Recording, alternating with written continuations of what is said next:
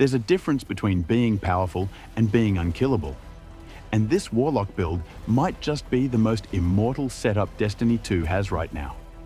Whether you're struggling in the Legendary campaign or looking to carry your team through a raid, this Solar Warlock build turns you into a walking support engine with endless uptime. And it's all built around one exotic that quietly got massive upgrades in Edge of Fate, Promethium Spur. This isn't your average support build. With the Spur rework and Season 27's solar-focused artifact mods, you're spamming Healing Rift like it's second nature.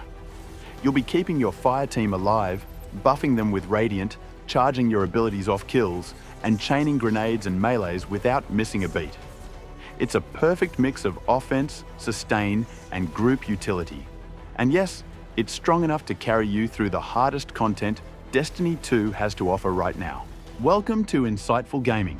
In this video, I'm going to walk you through a Solar Warlock build that combines tankiness, ability spam, and team-wide buffs into one brutally effective playstyle. You'll find our Discord link in the video description where you can ask questions, share your own builds, or even join our clan. We'd love to have you in the Insightful community. And if this video helps you out, please hit that like button, subscribe for more builds. Let's get into it. At the center of this build is Promethium Spur, a Solar Warlock exotic boots that was often overlooked in past metas, but not anymore. Edge of Fate gave it the exact kind of buff it needed to become a frontline utility powerhouse. The exotic perk, Embers of Light, now grants Rift energy from solar super final blows and turns your Rift into a Radiant engine. When standing in a healing Rift, weapon kills emit a pulse that grants Radiant to you and nearby allies. If you're using an empowering Rift, it instead applies Cure. You're constantly feeding your team buffs and healing, without ever stopping your damage output. What makes it so valuable this season is how tightly it synergizes with Solar's identity in Season 27. Fever and Chill, Elemental Benevolence, and Radiant Shrapnel all feed off of Radiant uptime and team-wide buffing, something Promethium Spur now provides passively. That means this exotic isn't just defensive, it actively generates class ability energy, supports your team, and enhances your weapon and ability output every time you get a kill.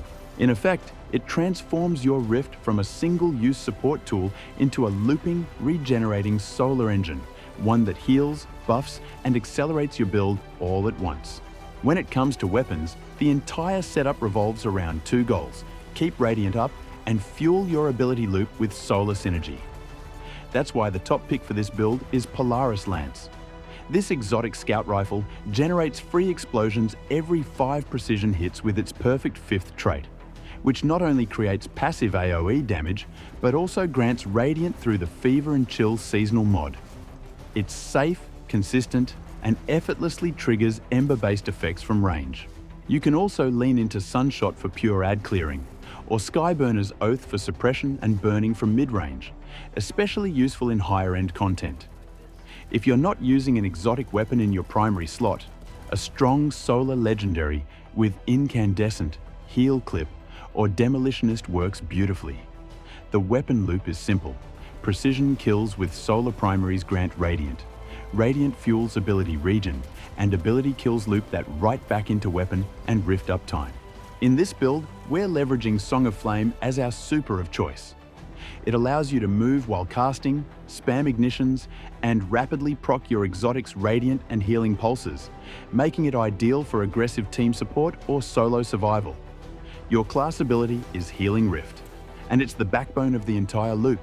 When you get final blows with your weapons while standing in it, Promethium Spur sends out a pulse that grants Radiant to nearby allies. Melee is Celestial Fire, a ranged scorch source that helps you trigger Ember of Singeing.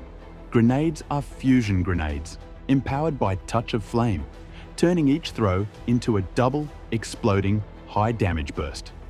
For aspects, we're running Touch of Flame and Hellion.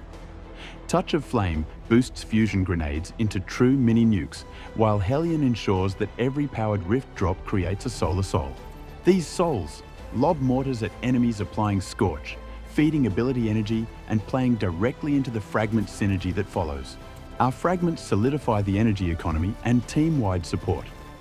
Ember of Ashes increases Scorch stacks, making your Solar Souls and melee more impactful. Ember of Singeing quickly regenerates class ability energy on Scorch, closing the loop with your Rift. Ember of Benevolence rewards you for healing or radiant support by speeding up all your ability cooldowns.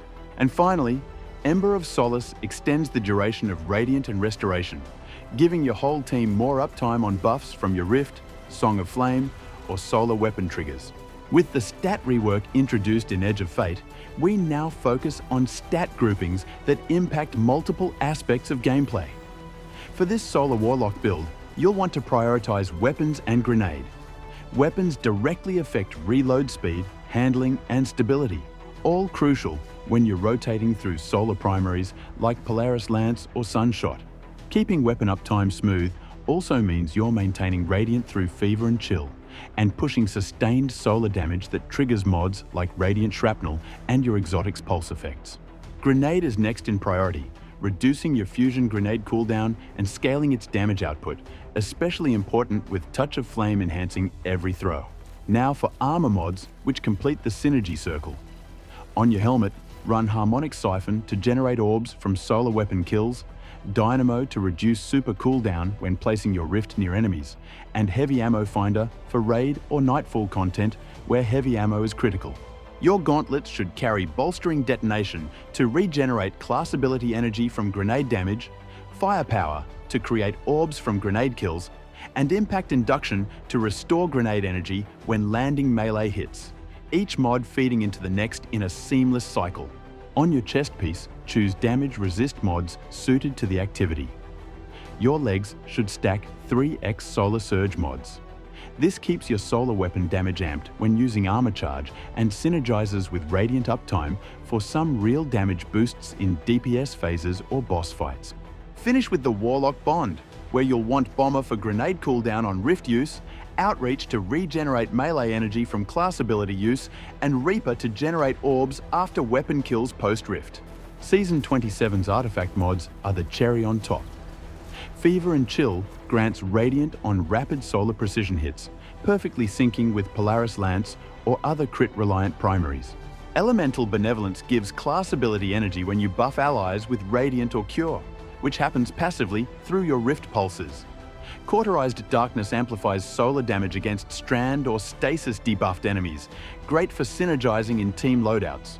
Then there's Radiant Shrapnel, which turns your solar weapon kills or scorched enemy deaths into mini projectile explosions that add both scorch and damage.